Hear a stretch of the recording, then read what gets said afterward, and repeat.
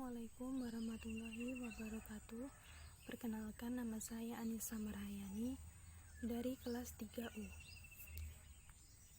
Di sini saya akan menjelaskan materi PPT saya tentang perkembangan peserta didik.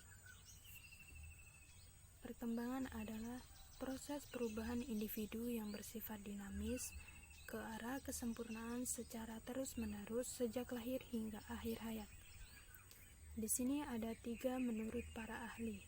Yang pertama, menurut Cassirer, perkembangan mengandung makna adanya pemunculan sifat-sifat yang baru yang berbeda dari sebelumnya, mengandung arti bahwa perkembangan merupakan perubahan sifat individu menuju kesempurnaan, yang merupakan penyempurnaan dari sifat-sifat sebelumnya.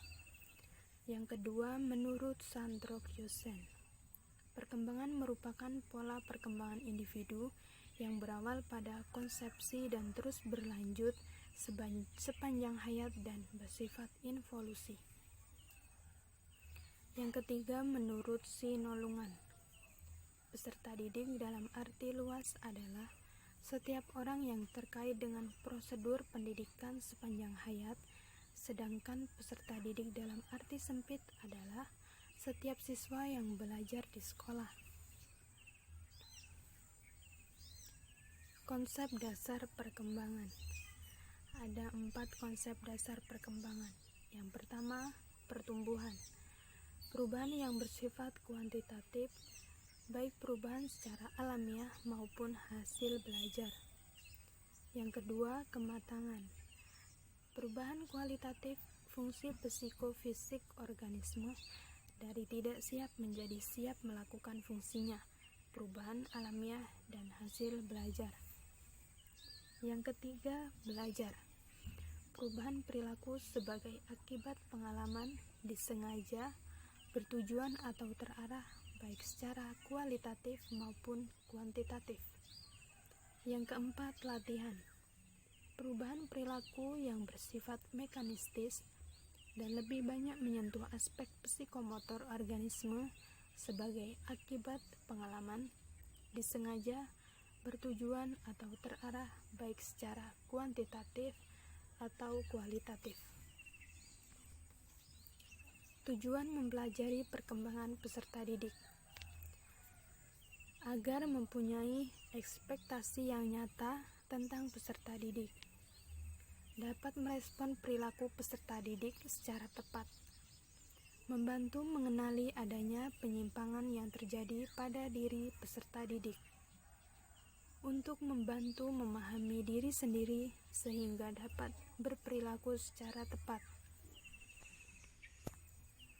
Manfaat mempelajari perkembangan peserta didik bagi pendidik. Yang pertama, memberikan gambaran tentang perkembangan manusia sepanjang rentang kehidupan beserta faktor-faktor yang mempengaruhinya.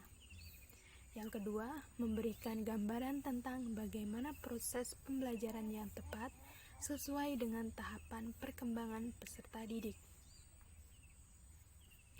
Konsep dasar perkembangan peserta didik. Yang pertama, masa prenatal adalah masa di mana sang anak masih dalam kandungan.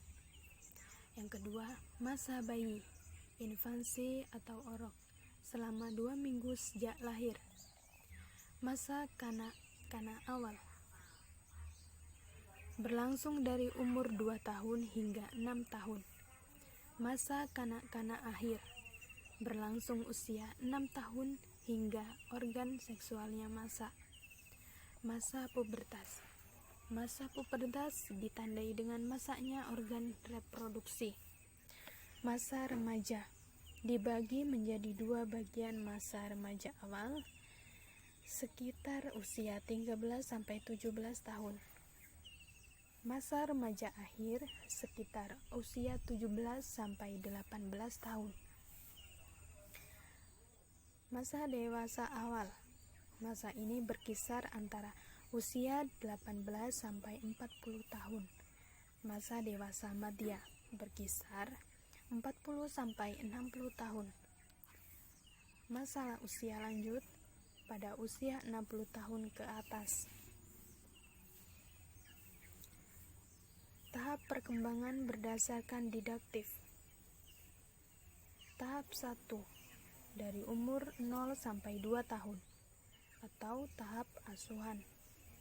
Tahap 2 dari umur 2 sampai 12 tahun atau tahap pendidikan jasmani dan panca indera. Tahap 3 dari umur 12 sampai 15 tahun atau tahap pendidikan akal pikiran. Tahap 4 dari umur 15 sampai 20 tahun atau tahap pembentukan watak dan pendidikan agama.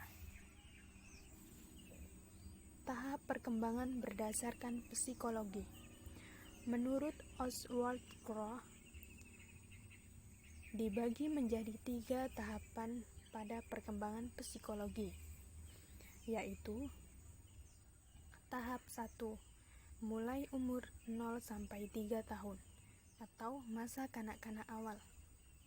Tahap 2 mulai umur 3 sampai 13 tahun atau masa keserasian sekolah.